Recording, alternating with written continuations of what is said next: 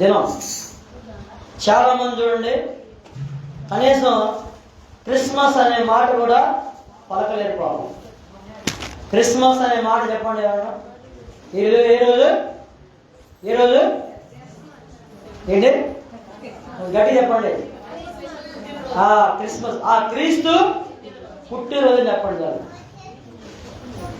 క్రీస్తు మన కొరకు ఈ లోకంలో పుట్టినరోజు. క్రీస్తు ఎవరి కొరకు? మన కొరకు. వాక్యం చెప్పేటప్పుడు దయచేసి రెండు చేతులు జోడించి నమస్కారం చేస్తాం. ఇక్కడ నాకంటే పెద్దవాళ్ళు ఉన్నారు, నాకు అమ్మమ్మ నాయనమ్మ వరుస వాళ్ళు ఉన్నారు ఇక్కడ చాలా మంది. వాళ్ళందరికీ మరి చిన్నవాడిగా నేను వేడుకుంటున్నాను. దయచేసి వాక్యం అనేది చాలా విలువైనది. సంవత్సరం మొత్తం మన వాక్యం వింటాం వేరు, క్రిస్మస్ రోజు వాక్యం వింటాం వేరు. అవునా? ఈ ఒక్కరోజు మనకి భక్తి అనేది పొంగి పొర్లి వస్తూ ఉంటుంది. నది పొంగి పొర్లినట్టుగా భక్తి కూడా ఏమైంది? పొంగి పొర్లి పారిపోతూ ఉంది. చూడండి, కాబట్టి చాలా విలువైన సమయం. యేసు ప్రభువారు మరి డిసెంబర్ 25, చాలా మంది చెప్పిన మాట ఏంటంటే డిసెంబర్ 25 అని బైబిల్లో ఉందా? డిసెంబర్ 25 అని బైబిల్లో ఉందా అని చాలా మంది మదిలో కొన్ని ఊహాగానాలు, కొన్ని ప్రశ్నలు, కొన్ని తలంపులు, ఆలోచనలు మొదలవుతున్నాయి. మరి మీకు ఆలోచన ఉందా? బైబిల్లో డిసెంబర్ 25 అని ఉందా?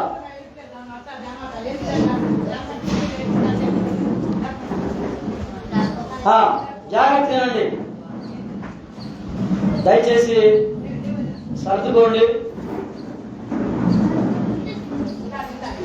మీకు కేటాయించిన స్థానంలో కూర్చోండి. దయచేసి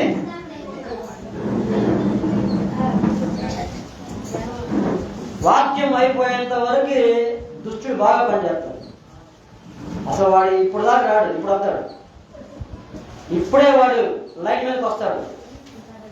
ఇప్పుడు దాకా లైన్లో రాడు. ఎందుకంటే వాక్యం కదా. ఈ వాక్యం ద్వారా ఎక్కడ చాలా మంది దాన్ని విని పట్టుకొని ప్రభువుకి దగ్గరగా వస్తాడని వాడి భయం. ప్రభువుకి రాత్రి నేను ఒక మాట చెప్పాను. చాలా మంది గుండెల్లో వాడు చిచ్చు పెట్టాడు. ఏం పెట్టాడు?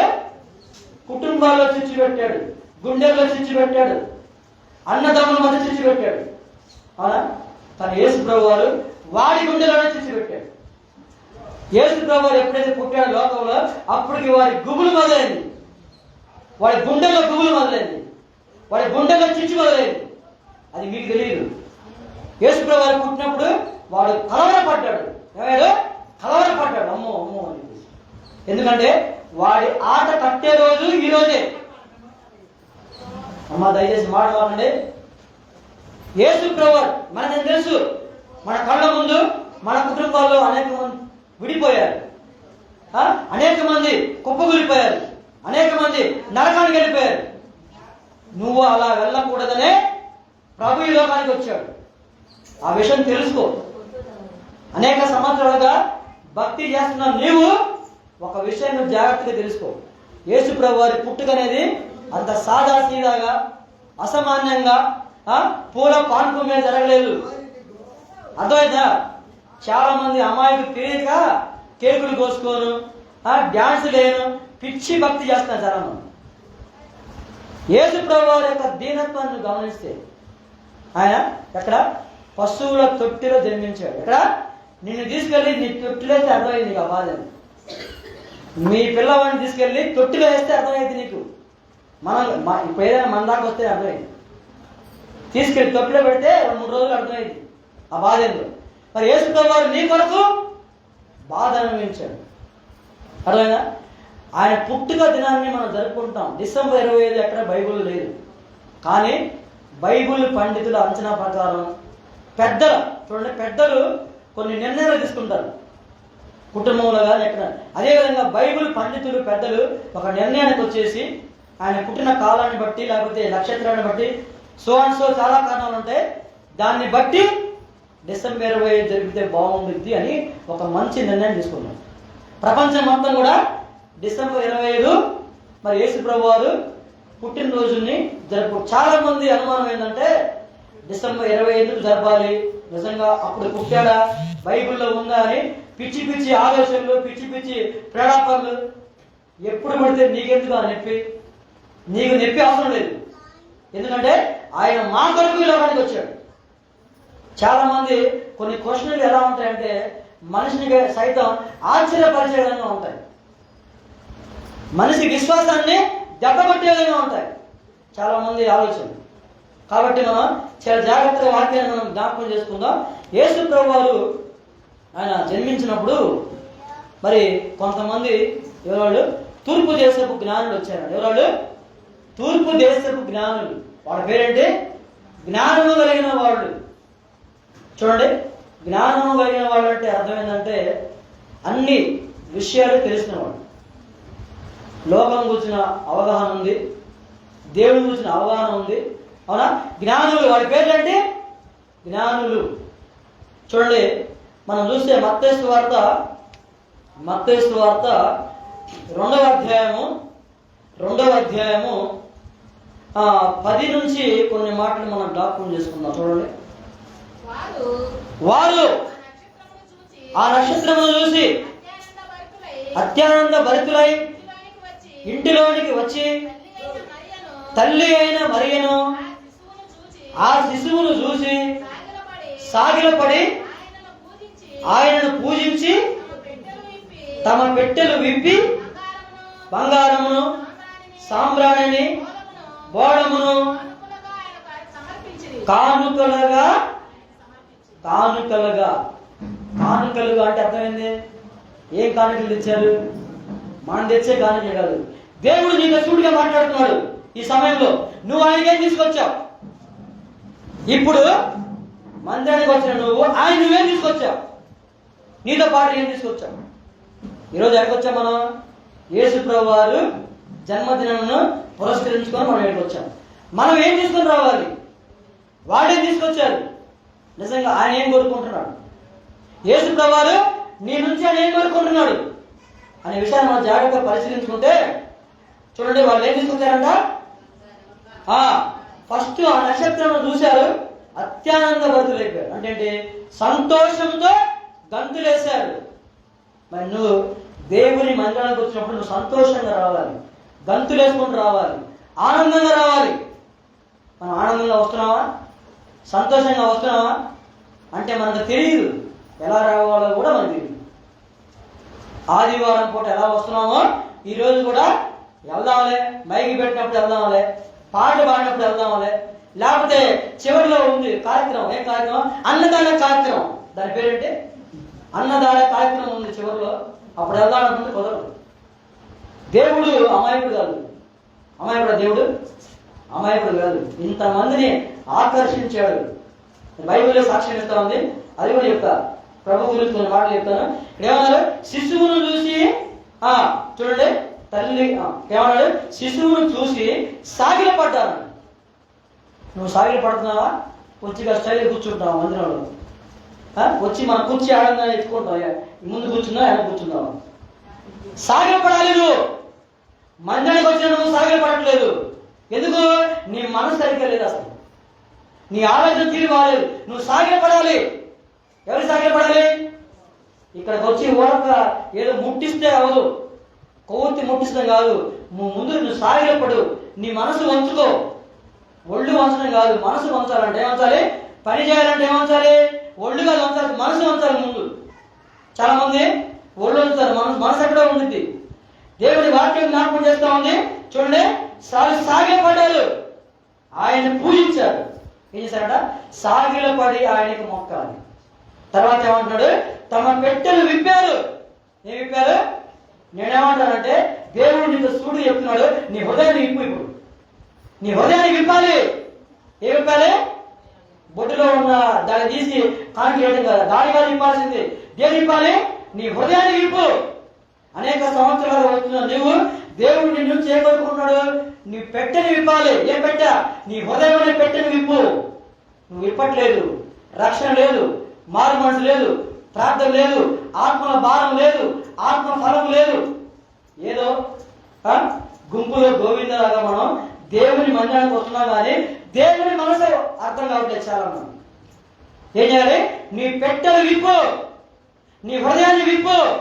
దాంట్లో ఉన్న అసూయని, దాంట్లో ఉన్న కలహాన్ని, దాంట్లో ఉన్న కోపాన్ని నువ్వు తొలగించుకో.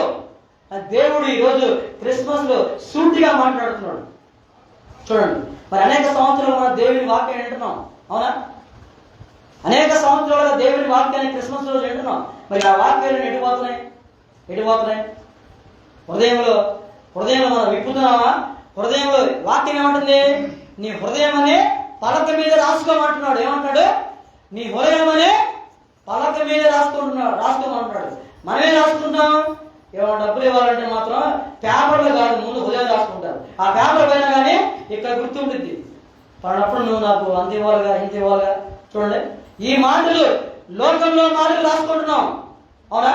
కల్పితమైన మాటలు, పనికిరాని మాటలు, చెత్తమైన మాటలు, చెత్తమైన సమాచారం మొత్తం నీ హృదయం అనే పలక మీద రాసుకుంటున్నావు. మరి దేవుని వాక్యాన్ని రాసుకుంటున్నావా అని దేవుడు ఈరోజు నీ యొక్క హృదయం అనే పెట్టెను విప్పాలని ఆయన కోరుకుంటున్నాడు. నువ్వు సాగిలపడడానికి వచ్చేవి, నువ్వు పెట్టెను విప్పాలి. నీ హృదయాన్ని విప్పు, నీ హృదయానికి సమర్పించు. ఏమంటున్న తర్వాత తమ పెట్టెలు విప్పి బంగారమును, సాంబ్రాణిని, బోళమును కానుకలుగా ఆయనకు సమర్పించారు. ఆయన ఏం కోరుకుంటున్నాడు? బంగారం నాడు నీ మనసు కోరుకుంటున్నాడు. ఏం కోరుకుంటాడు? నువ్వేమో బంగారం కోరుకుంటున్నావు, కానీ ఆయన నీ బంగారం లాంటి మనసు కోరుకుంటున్నాడు. అది ఆయన సమర్పించాల్సింది. చూడండి, ఇంకా మనం చూస్తే ఏమన్నాడు? బంగారమును, సాంబ్రాణి. ఏమేయాలి? సాంబ్రాణి. ప్రతి ఇంట్లో ఉదయకాలంలో సాంబ్రాణి వేస్తారు, చూసారా? ఫోటోకి దండం పెట్టి సాంబ్రాణి కట్టి వెలిగిస్తారు. నువ్వేం చేయాలి? ప్రార్థన ధూపాన్ని నీ ఇంట్లో వెలిగించాలి. సాంబ్రాణి కట్టి వెలగాలి. ఆ ధూపం ఎడగలిద్ది? పరలోక రాజ్యానికి వెళ్ళిద్ది. ఎడగలిద్ది? పరలోక రాజ్యం వెళ్ళిద్ది. ఏం వేయాలి మనం? ప్రార్థన సాంబ్రాణి కడ్డి అంటే ఏంటి? ఇవన్నీ నీ హృదయం పెట్టే విప్పినప్పుడు నువ్వు సాంబ్రాణి కడ్డి వెలిగిస్తావు, అంటే నువ్వు ప్రార్థన చేస్తావు. అది ఇంపైన సువాసన. ఏ సువాసన? ఇంపైన సువాసన, పరిమళ సువాసన. యేసు ప్రభువారు ఒక ఇంట్లోకి వెళ్ళినప్పుడు పాపాత్ములైన స్త్రీ ఏం చేసింది? అత్తరు తీసుకొని యేసు ప్రభువారి యొక్క పాదాలు కడిగింది. ఏం తీసుకుంది? అత్తరుతో ఆయన పాదాలు కడిగింది. ప్రభు ఏమన్నాడు? నీ పాపములు క్షమించబడి ఉన్నవి. ఏమన్నాడు? నీ పాపములు క్షమించబడి. ఎప్పుడు? నీ హృదయం అనే పెట్టె విప్పి నువ్వు ప్రార్థన చేస్తే, నువ్వు కన్నీళ్లు పెట్టి ప్రార్థన చేస్తే, అప్పుడు ఏం చేస్తాడు? దేవుడు నీ ప్రార్థన అంగీకరిస్తాడు. ఈరోజు మన కుటుంబాల్లో ప్రార్థన ధూపం లేదు, సాంబ్రాణి కడ్డి వెలిగిస్తున్నాం, కానీ మన హృదయంలో దేవుని వాక్యం అనే కడ్డి వెలిగించట్ల. అది వెలిగితే ఏమవుతుంది? చూడండి, ఆ ధూపం ఏమవుతుంది? ఇల్లంతా పాకింది. మీరు ఫ్యాన్ వేయండి, ఆ ఫ్యాన్ గాలికి ఏమవుతుంది? ఆ ధూపము అక్కడక్కడే తిరుగుతూ ఉంటుంది. అందుకే ఫ్యాన్ వెంటనే ఆపేస్తాం. అర్థమైందా? అంటే నీ హృదయంలో విప్పాలి, నీ పెట్టె విప్పాలి. ఇన్నాళ్ళు ఏం చేస్తున్నావు అంటే దేవుడి వాక్యాన్ని వింటున్నావు, ఏం చేస్తున్నావు? లోపలికి తీసుకోవాలి. ఏం తీసుకోవాలి? నీ హృదయం లోపలికి తీసుకోవాలి. దేవుడి వాక్యంతో నువ్వు పెనవేసుకోవాలి.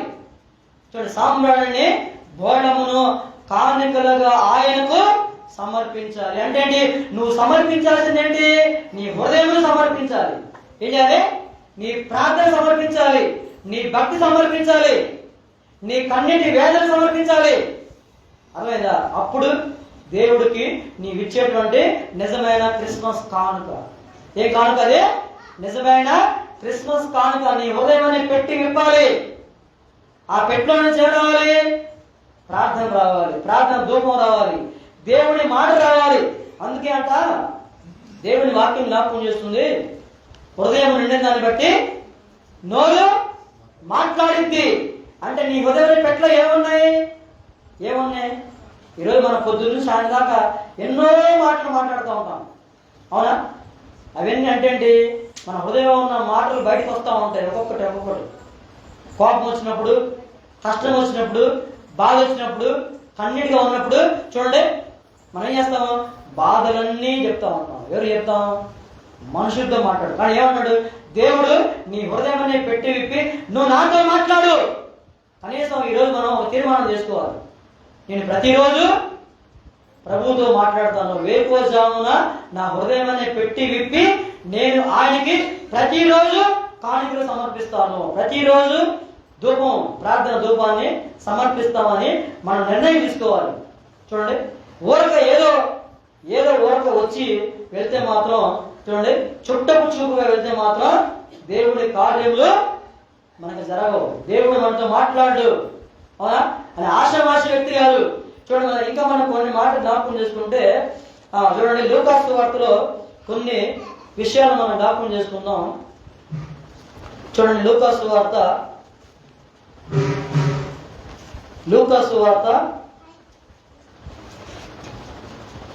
1వ అధ్యాయము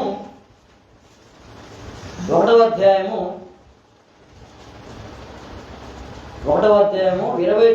30, 31 వచనాలను జ్ఞాపకం చేసుకుందాం.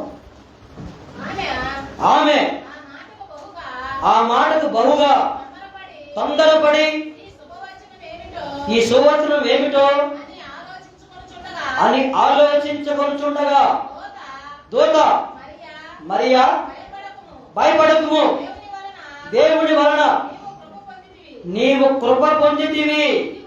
ఇదిగో నీవు గర్భము ధరించి కుమారుని కని ఆయనకు యేసు అని పేరు పెట్టుదువు. ఆయన ఎవరంటారా? చెప్పండి ఒకసారి కనీసం ఈరోజు చెప్పండి. యేసు ప్రభు గొప్పవాడని చెప్పండి. మామూలుగా చెప్పమలే. ఎవరైనా మరి గొప్పవాడిని కాడికి వచ్చినప్పుడు ఎలా ఉండాలి? మనం గొప్పగా రావాలి. ఎలా రావాలి? గొప్పగా రావాలి. ఆయన గొప్పవాడు. బైబిల్ సాక్ష్యం ఇస్తా ఉంది. కొన్ని వందల మంది, వేల మంది, కోట్ల మంది బైబిల్ చదువుతారు. తెలుసా మీకు? చాలా మంది చదువుతారు బైబిల్. వాళ్ళందరికీ దేవుడు చెప్పే మాటదే, నేను గొప్పవాడిని, ఆయన గొప్పవాడు. ఆశామాష వ్యక్తి కాదు. నేను గొప్పవాడిని ఎక్కడ ఉండదు. మనం ఏంటి, మన గొప్పలు చెప్పుకుంటా ఉంటాం. నేను అది చేశాను, ఇది చేశాను, అది సాధించా, ఇది సాధించా, అది అక్కడ ఉంది, ఇది ఇక్కడ ఉంది. అవునా? మన జీవితము ఇంతలో కనబడి అంతలో మాయమయ్యే ఆవిరి వంటిది మన జీవితం. నీటి బుడగ లాంటిది జీవితం. ఏ జీవితం? నీటి బుడగ లాంటిది మన జీవితం. చూడండి, మనమే అంత గొప్పగా ఫీల్ అవుతూ ఉంటాం. అవునా? మనకేంటంటే బిల్డప్ ఎక్కువ, బిజినెస్ తక్కువ. ఏ ఎక్కువ? బిల్డప్. అసలు మాటలో కొంతమంది బిల్డప్ మామూలు ఇవ్వడు. ఆడికి తెలిసి వస్తే ఏముండదు, పేరు గొప్ప, ఊరు దెబ్బ ఉంటుంది. బిల్డప్ ఎక్కువ ఉంటుంది మనకి, కానీ బిజినెస్ తక్కువ. బిల్డప్ ఎవరికి ఎక్కువ ఉంది? యేసు ప్రభువుకి ఉంది. ఇక్కడ అని ఏమంటాడు? నేను ఎవరంటారా? గొప్పవాడు అని పేరంటే ఆయన గొప్పవాడు. ఇంకో మాట, సర్వోన్నతుని కుమారుడు. ఎవరైనా సర్వోన్నతుడు అంటే తెలుసా మీకు? ఉన్నతమైన వాడు, సర్వోన్నతమైన వాడు. ఆకాశ మహాకాశములు ఆయనను పట్టజాలవు. చూడండి, ఆకాశ మహాకాశములు ఆయనను పట్టజాలవు. ఆయన భూమి కలుగును కాక అంటే భూమి కలుగునైంది. నువ్వు ఒకసారి నోడుతో రాళ్ళు రొట్టెలు కావాలని చెప్పు, అయిద్దా? రాయి ఇంకా 2 ముక్కలు అయింది. రొట్టె అవడం కాదు మనం చెప్తే. ఎందుకు? మనం పాపులం. ఎవరు? మనము జన్మత కర్మత పాపులం. దావీదు ఏమంటాడు? నేను నా తల్లి గర్భంలోనే పాపంగా వచ్చాను. అవునా? మనంతా ఎవరు? పాపులం. దేనికి పనికిరాని వాళ్ళం మనం. అసలు ఎన్నికలేని వాళ్ళం, లెక్కలేని వాళ్ళం. అవునా? ఇప్పుడు చాలా మంది అంతకుముందు కాలగర్భంలో కలిసిపోయారు. వాళ్ళ పేర్లు గుర్తున్నాయా? మరి ఎందుకు యేసు ప్రభు వారి పేరు గుర్తుంది? ఆయన గొప్పవాడు కాబట్టి. ఎంతమంది చనిపోయారు? మనకంటే గొప్ప వాళ్ళు, పేరున్న వాళ్ళు, ఆస్తి పరులు, నీతిమంతులు ఎంతో మంది చనిపోయారు. వాళ్ళ పేర్లు గుర్తున్నాయా? చరిత్రలో కాలగర్భంలో కలిసిపోయినాయి. ఇప్పుడు మనకి ఉన్నట్టుని సపోజ్ నా పేరు, మా నాన్న పేరు, మా తాత పేరు, తర్వాత వాళ్ళ పేరు నాకు గుర్తులేదు. ఎవరికి గుర్తుండదు? ఎందుకు? వాళ్ళందరూ కూడా కాలగర్భంలో కలిసిపోయారు. కానీ యేసు ప్రభువు సర్వోన్నతమైన దేవుని కుమారుడు. దేవుని కుమారుడు ఆయన, ఆషామాష వ్యక్తి కాదు. దేవుని కుమారుడు, దేవుని స్వరూపం కలిగిన వాడు. దేవుడు అంటే ఆయన చూపించాడు, దేవుడు ఇలా ఉంటాడని చెప్పేసి లోకానికి ఆయన పరిచయం చేసుకున్నాడు. దేవుడు అంటే ఇలా ఉంటాడు, దేవుడి ప్రేమ ఇలా ఉంటుంది, ఆయన మాట ఇలా ఉంటుంది, ఆయన నడక ఇలా ఉంటుంది, ఆయన పడక ఇలా ఉంటుంది, ఆయన ప్రవర్తన ఇలా ఉంటుంది. చూడండి, దేవుడు అంటే ఇలా ఉండాలి అని చెప్పేసి యేసు ప్రభువు ఈ లోకానికి ఆయన నిరూపించుకున్నాడు. ఎలాగా? ఆయన మాట ద్వారాగా, ఆయన చూపు ద్వారాగా, ఆయన ఆలోచన ద్వారాగా, ఆయన చేసిన కార్యములు భూమి మీద ఎవడు చేయలేడు, చేయబోడు. చూడండి, ఆయన సర్వోన్నతమైన దేవుని కుమారుడు, దేవుని దాసుడు. ఆయన ఎక్కడున్నాడు? ఆకాశం అందున్నాడు. దేవుడు ఆకాశం అందున్నాడు, నువ్వు భూమి మీద ఉన్నావు అంటాడు. అవునా? మనం భూమి మీద ఉన్నాము, మనమే గొప్ప గొప్ప కూతలు కోస్తా ఉంటాం. కొంతమంది ఇష్టం వచ్చినట్టు మాట్లాడుతూ ఉంటారు. నిజంగా మనం దేవుని ముందు చాలా చాలా తక్కువ. అందుకే నువ్వు ఆయనకు సాగిలపడాలి, ఆయన్ని పూజించాలి, ఆయన ముందు తగ్గించుకోవాలి. ఏం చేయాలి? తగ్గించుకోవాలి. ఆయన తగ్గించుకున్నాడు మన కోసం. ఆయన ధనవంతుడు ఏముంది, మన కొరకు దరిద్రుడుగా ఈ లోకానికి దిగొచ్చాడు. అవునా? దరిద్రుడుగా ఈ లోకానికి దిగొచ్చాడు. చూడండి, ఆయన ఆయన మనతో, ఆయన చూడండి, ఆయన పుట్టుకలో కానీ, ఆయన నడకలో కానీ, ఆయన మాటలో కానీ ఎక్కడ హెచ్చించుకున్నాడా? యేసు ప్రభువు శిష్యుల కాళ్ళు కడిగాడు. ఏం చేశాడు? శిష్యుల కాళ్ళు కడిగాడు. మనం కూడా రోజు ఆ ప్రోగ్రాం పెడదాం. యేసు ప్రభు వారి ఆ రోజు ఎవరు రాడారు? మనం కూడా ఆ ప్రోగ్రాం పెట్టామనుకోండి, కాళ్ళు కడిగే ప్రోగ్రాం ఎవరు రాడే కదా ఈసారి కడగాలంట. అప్పుడు ఏమవుతుంది? తగ్గింపు అర్థమైంది. ఏమైతే తగ్గింపు. ఒక మనిషి మనం ముడుతున్నామంటే అర్థమైంది, ఆ మనిషి మీద ప్రేమ. చాలా మంది చూడండి చేసి మాట్లాడతారు. ఎందుకు? ప్రేమగా ప్రేమగా. ఎందుకు? యేసు ప్రభువు కూడా ఆయన చేసి మాట్లాడేవాడు, ఎత్తుకునేవాడు, నడిపించేవాడు, పట్టుకునేవాడు. ఎందుకు? ఆయన ప్రేమ అలాంటిది. ఆయన ఎవరామా? ఒక విధవరాలు కుమారుడు చనిపోతే ఊరు బయట దేన్ని తీసుకెళ్తున్నారు? పాడేని తీసుకెళ్తున్నారు. అవునా? ఇంకా 2-3 నిమిషాల్లో దహన కార్యక్రమాలు చేస్తా ఉన్నప్పుడు యేసు ప్రభువు ఎదురయ్యాడు ఆ గవిని వద్ద. ఆయన ఏం చేశాడు? ఆ పాడెను ముట్టాడు. మనం ముడతామా? ఎత్తుకొని ఇంకోటి ఇస్తాం పట్టుకొని చెప్పేసి. యేసు ప్రభువు పాడెను ముట్టాడు. ముట్టిన వెంటనే ఏమయ్యాడు? చనిపోయిన అబ్బాయి తిరిగి లేచి కూర్చున్నాడు. ఎందుకంటే అక్కడ విధవరాల యొక్క కన్నీటిని ఆయన నాట్యంగా మార్చే దేవుడు, నాట్యంగా మార్చే దేవుడు ఆయన. అందుకొరకే దేవుడు ఈ లోకానికి వచ్చాడు. ఆయన పుట్టలేదు, ఆయన ఈ లోకానికి నేను సత్యాన్ని స్థాపించడానికి ఈ లోకానికి దిగొచ్చానని దేవుని వాక్యము జ్ఞాపకం చేస్తుంది.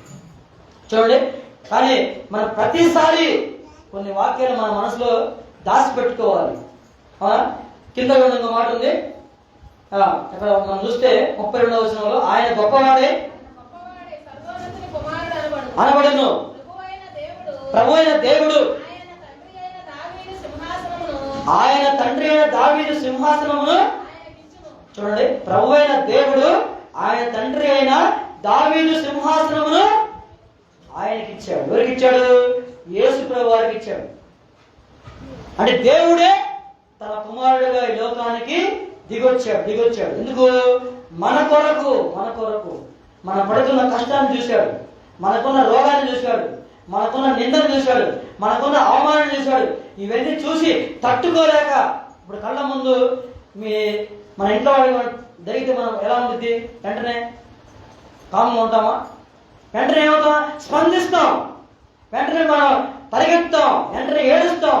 అలాగే యేసు ప్రభు వారు, నేనేమంటానంటే యేసు ప్రభు వారు పరలోకం నుంచి మన కోసం ఏడుచుకుంటా ఇక్కడికి వచ్చాడు. ఎక్కడికి వచ్చాడు? ఏడుచుకుంటా ఇక్కడికి వచ్చాడు. ఎందుకు? మనల్ని చూద్దామని, మనల్ని పలకరిద్దామని, మన రోగాలు తీసేద్దామని యేసు ప్రభు వారు ఈ లోకానికి దిగొచ్చాడు. చూడండి, ఇంకా మనం రోమా పత్రికలో మనం చూస్తే కొన్ని మాటలు చూడండి. రోమీయులు రాసిన పత్రికలో కొన్ని మాటలు మనం జ్ఞాపకం చేసుకుంటే చూడండి. రోమా రాసిన పత్రిక రోమీయులకు రాసిన పత్రిక 8వ అధ్యాయం చూడండి. 8వ అధ్యాయము 4వ వచనాన్ని మనం గమనిస్తే చూడగా 8:3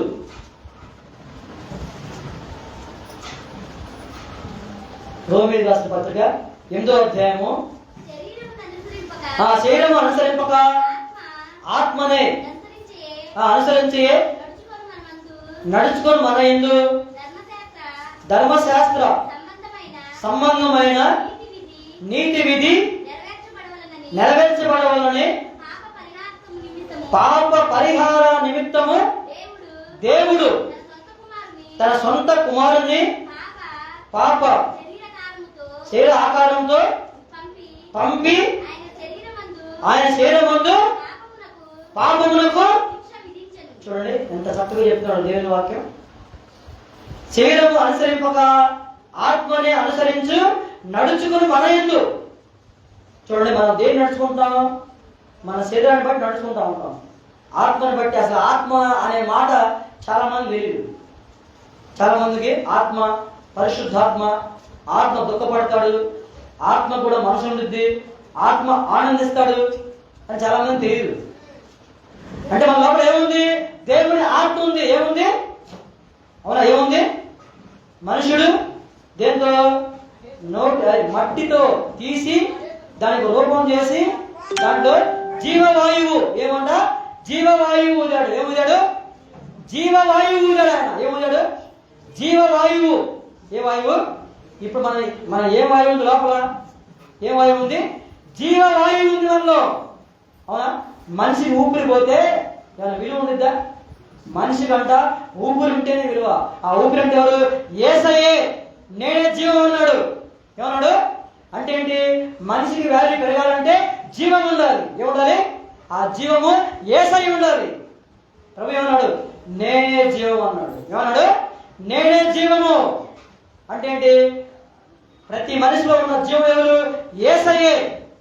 వాక్యమే. నేనే జీవము అన్న అంటే అర్థం ఏంటంటే ఆయన జీవమై ఉన్నాడు. అంటే ఈ మట్టి బొమ్మలో ఏముంది?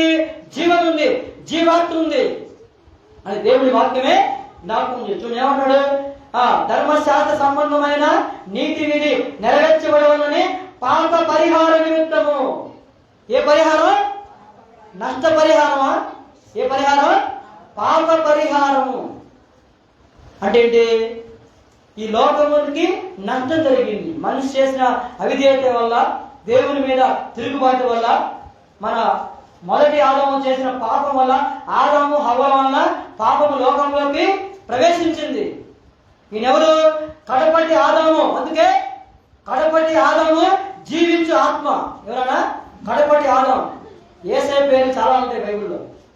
ఈయనెవరు? కడపటి ఆదాము. ఏ ఆదాము? కడపటి ఆదాము. జీవింపజేయు ఆత్మ. ఎవరన్నా? జీవింపజేయు ఆత్మ అంటే ఏంటి? మనిషిని జీవింపజేయు ఆత్మలు కడపటి ఆదాము. కాబట్టి ఇక్కడ ఏమంటాడు చూడండి, నష్ట పరిహారం అంటే పాప పరిహారము. ఏ పరిహారము? మరి దేవుడు మనల్ని తయారు చేశాడు. అవునా? ఆదాము, హవ్వ, తర్వాత నోవాహు, అబ్రహాము మొదలుకొని మోసే వరకు అనేక మంది, అనేక వంశవాళ్ళు ఉన్నాయి ఈ లోకంలో. అవునా? మనం కూడా వాళ్ళ నుంచి వచ్చిన వాళ్ళమే. అవునా? ఎవరి నుంచి వచ్చాం? వాళ్ళ నుంచి వచ్చిన వాళ్ళమే. వాళ్ళలో ఒక సంతానం మనం ఉందాం. అంటే ఏంటి? ఈ లోకం అనేది దేవుడి కుటుంబం. ఎవరి కుటుంబం? దేవుడి కుటుంబం. కాబట్టి అందరికీ కళ్ళు ఉన్నాయి, అందరికీ చెవులు ఉన్నాయి, అందరికీ తలకాయ ఉంది, అందరికీ మెడకాయ ఉంది. అవునా? మీరు కొత్త కొత్త ఉన్నాయా? చెప్పండి. నా కొత్తగా ఉన్నాయి అని చెప్పేవాళ్ళు చెప్పండి. నా తెలిసి అలా చెప్పేవాడికి ఆధార్ కార్డులో పేరు ఉండదు. అవునా? జనాభా లెక్కల ఎందుకు? మనిషి కాదు కాబట్టి. మనిషి అంటే ఏంటి? ఏక హృదయము, ఏకాత్మ. ఏముంది? ఏక హృదయం. ఒకే రకమైన స్పందన ఉండిద్ది, ఒకే రకమైన బాధ కలిగిద్ది, ఒకే రకమైన సంతోషం కలిగిద్ది. కాబట్టి దేవుడు మనిషిని చేశాడు, తర్వాత బాధపడ్డాడు, నొచ్చుకున్నాడు, కష్టపడ్డాడు. ఎలాగైనా సరే దీనికి ఫుల్ స్టాప్ పెడదాము, అంతం చెబుదామని చెప్పేసి చూడండి తన సొంత కుమారుడిని, ఏమండి?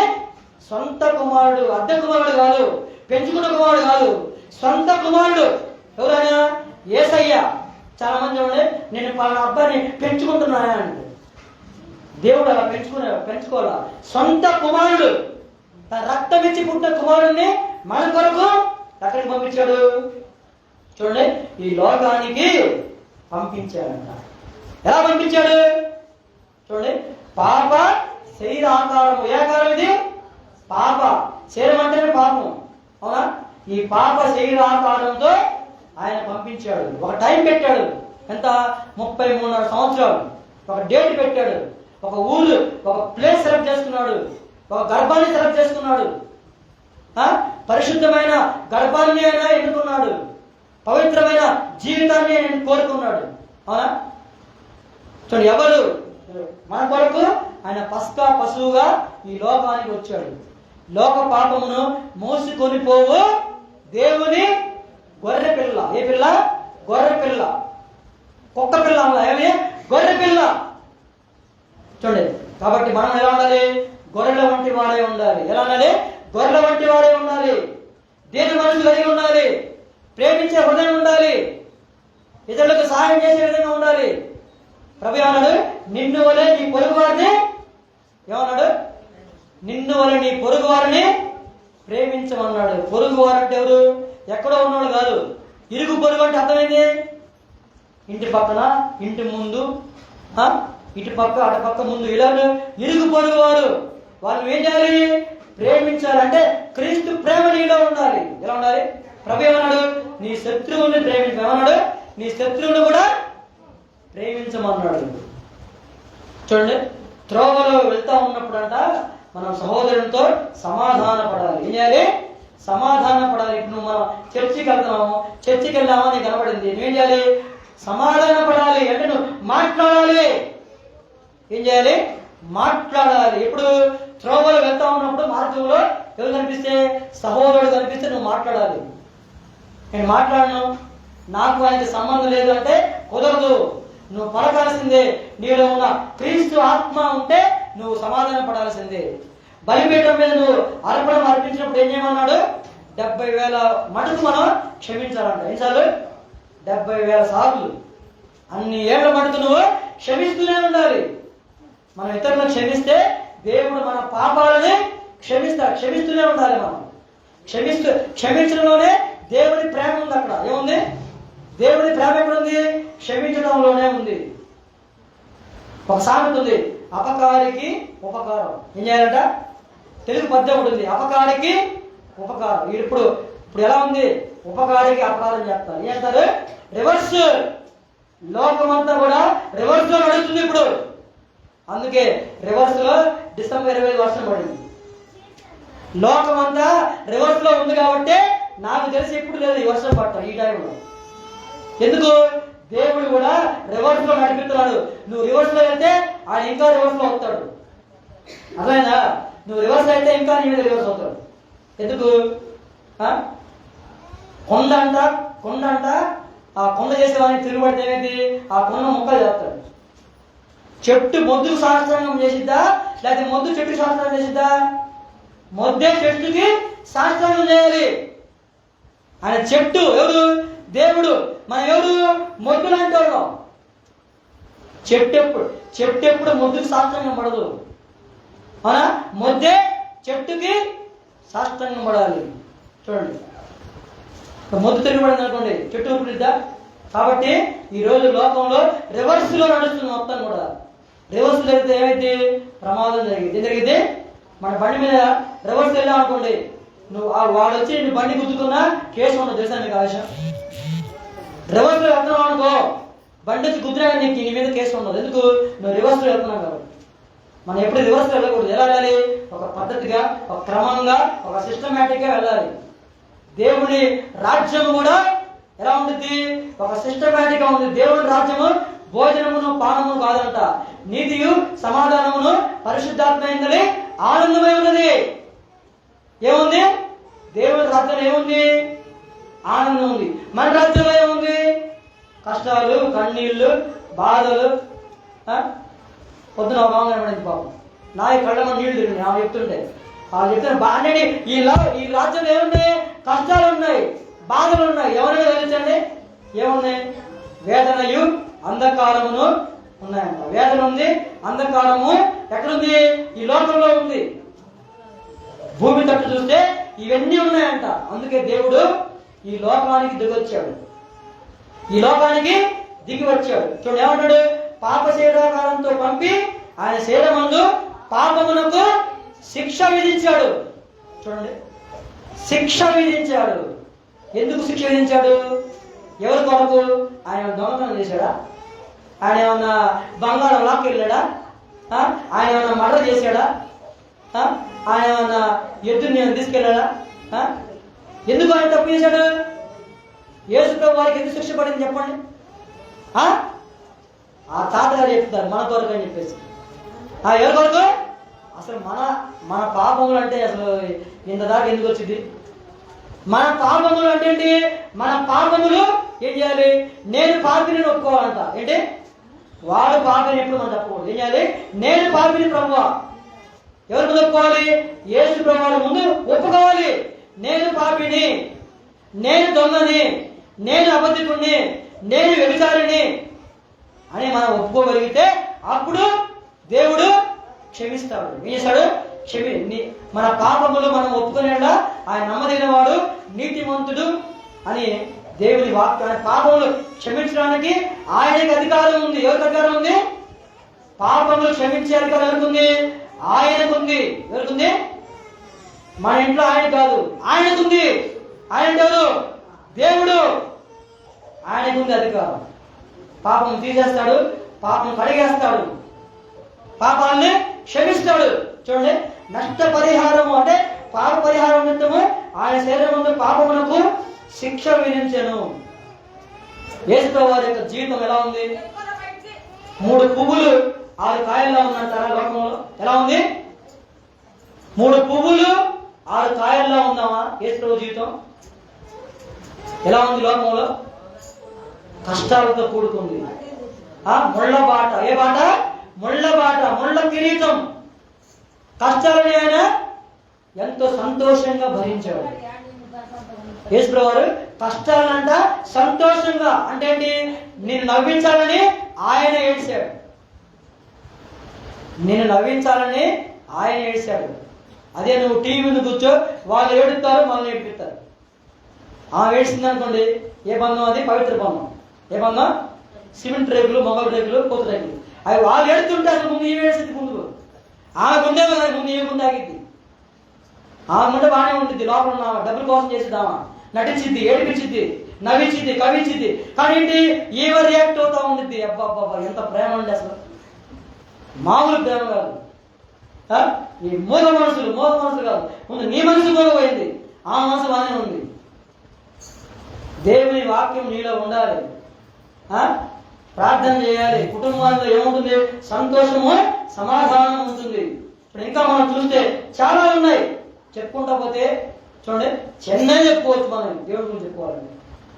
రోజులు, రాత్రులు, సంవత్సరాలు ఎంత చెప్పినా ఇంకా మనం తెలుసుకోవాల్సింది జీవితంలో చాలానే ఉంటుంది.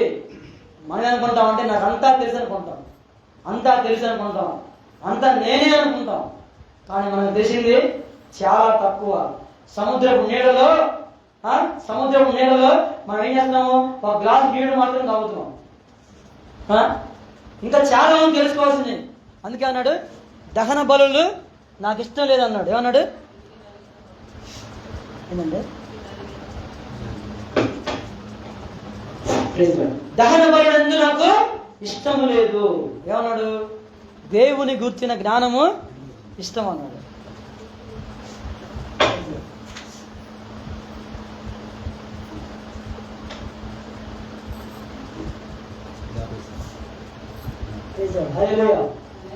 దహన బలులు ఆయనకి ఇష్టం లేదు. ఏమి ఇష్టం మనకి? ఎప్పుడైనా సరే మనం దేవునికి ఇష్టమైన చేస్తే మనకిష్టమైంది ఆయన ఇస్తాడు. అవునా?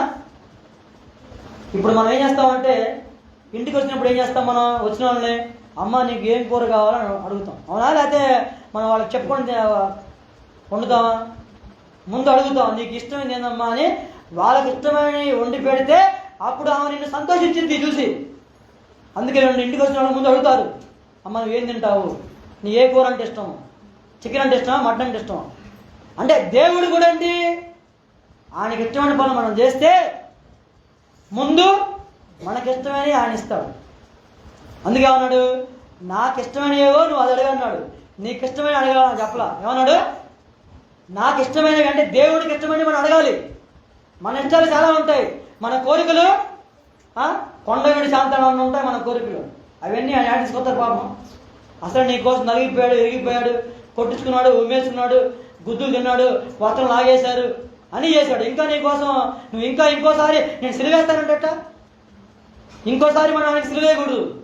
చాలామంది చూడండి ఈరోజు డ్యాన్సులు లేను, బాంబులు వేస్తారు, ఏదేదో పిచ్చి పిచ్చి పిచ్చి పిచ్చి అంధభక్తులు అంటే చేస్తున్నారు.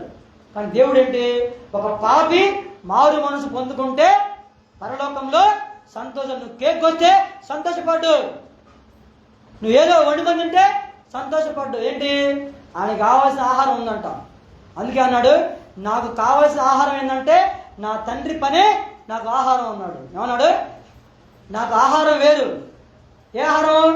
పరలోక ఆహారం, జీవాహారం. చూడండి, హారం కాదు, ఆహారం. కానీ హారం అంటే మళ్ళీ మీకు అది అర్థమైంది. జీవాహారం, ఆత్మీయ ఆహారం అని కావాలి. దేవుడు ఏం కోరుకుంటున్నాడో అది మనం చేయడానికి ఇష్టపడాలి. ఎందుకంటే మత్తయి సువార్తలోనే చివరిగా మనం అక్కడ మరొకసారి ఆ వాక్యాన్ని మనం జ్ఞాపకం చేసుకుందాం. చూడండి, మత్తయి సువార్త వాళ్ళు 2వ అధ్యాయం చూడమ్మా, 2వ అధ్యాయము 10 నుంచి మనం ఇంకోసారి మనం ఆ వాక్యాన్ని జ్ఞాపకం చేసుకుందాం. మత్తయి సువార్త, వారు ఆ నక్షత్రమును చూసి అత్యానంద భరితులై ఇంటిలోనికి వచ్చి తల్లి అయిన మరియను ఆ శిశువును చూసి సాగిలపడి ఆయనను పూజించి, చూడండి, తమ పెట్టెలు ఇప్పి అంటే ఏంటి, నీ హృదయం అనే పెట్టి ఈరోజు తెరవాలి. డిసెంబర్ 25 అయినా సరే కనీసం ఆ పెట్టెలు ఎంత దుమ్ముందో కొట్టండి, పెట్టి మీద కొడితే దుమ్మంతా పైకి లేచిద్ది. అంటే ఏంటి, దుమ్ము లాంటి ఆలోచనలు తుప్పు పట్టిపోయింది పెట్టె. ఇనుము చూడండి, ఇనుము దానికి ఆయిల్ పోయాలి, క్లీన్ చేస్తే, లేకపోతే ఏంటి, తుప్పట్టిపోయింది సైన్స్ ప్రకారం చెప్తే. అదేవిధంగా నీ మనసు కూడా తుప్పట్టిపోయింది. వాక్యం లేక, ప్రార్థన లేక, ఆహారం లేక, నీళ్లు లేక, జీవజలం లేక ఏమైంది, తుప్పట్టిపోయింది. రేపో మాపో స్లాబ్ పెంచి ఊడి కింద పడిపోయింది. చూసారు ఎప్పుడన్నా? స్లాబ్ పైన ఏమేస్తారు, ఐరన్ వేస్తారు. ఆ ఐరన్ నీళ్లు గారి అనుకో, ఏమి తెలుసా, పెచ్చులు ఊడిపోయి నిద్రలో ఉంటాను, ఆ ఫ్యాన్ తిరుగుతాను, టెక్ టెక్ సౌండ్ వచ్చి నీ మీద పడేది. ఒకసారి చాలా మంది స్లాబులు ఊడి పడిపోతూ ఉంటాయి, ఇరిగిపోతూ ఉంటాయి వేసి. ఎందుకు? అక్కడ సరైనటువంటి ఏమి లేదు, నాణ్యత లోపం. ఏముంది? నాణ్యత లోపం ఉంది. అంటే ఏంటి, కల్తీ ఉంది. మనం నడుస్తున్న రోడ్లో కల్తీ ఉంది, అవునా? పీలుస్తున్న గాలిలో కల్తీ ఉంది, తింటున్న ఆహారంలో కల్తీ ఉంది, మాటల్లో కల్తీ ఉంది, మనుషుల్లో కల్తీ ఉంది. అంటే ఏంటి, మొత్తం కల్తీ అయిపోయింది, కల్తీ సారలాగా. అవునా? ఎక్కడ న్యాయం ఉందా? అన్యాయం ఉందా? అన్యాయం ఉంది. అన్యాయమే రాజ్యం వెళ్తా ఉంది ఇప్పుడు లోకంలో. కాబట్టి ఇవన్నీ కూడా చూసి దేవుడు ఆయన బాధపడి ఒక ప్లాన్ వేసుకొని ఒక ప్రణాళికగా ఈ లోకానికి దిగొచ్చాడు ఆయన. వచ్చిన వాడు ఏమైనా కాము ఉన్నాడా? నిద్రపోయాడా? ఏసీ కింద ఏమైనా పండుకున్నాడా? కాళ్ళ మీద కాలేజీ కూర్చుని కాళ్ళని ఊపాడా? ఊపలా. ఆయన ఆఖరి శ్వాస వరకు ఏంటి, కలవరి శిలువలో కూడా దొంగకి మారు మనసు కలిగించాడు. ఏమన్నాడు? ఒక దొంగని మార్చాడు. ఎప్పుడు? ఇంకా కొన్ని క్షణాల్లో ఆయన ప్రాణము పోతా ఉన్నప్పుడు, గాలిలో కలిసిపోయినప్పుడు ఆయన ఒక దొంగకు కూడా మారు మనసు. చూడండి, అది ఆయన మన మీద ఉన్న ప్రేమ. ఏమన్నాడు? నేడు నువ్వు నాతో కూడా పరదేశిలో ఉంటావు అన్నాడు. ఏమన్నాడు? పరదేశిలో ఉంటా అన్నాడు. ఒక 12 మంది తీసుకున్నాడు, సెలెక్ట్ చేశాడు. ఆ 12 మంది సింహాలు ప్రపంచం మొత్తం చుట్టేశారు. వాళ్ళు సింహాలు.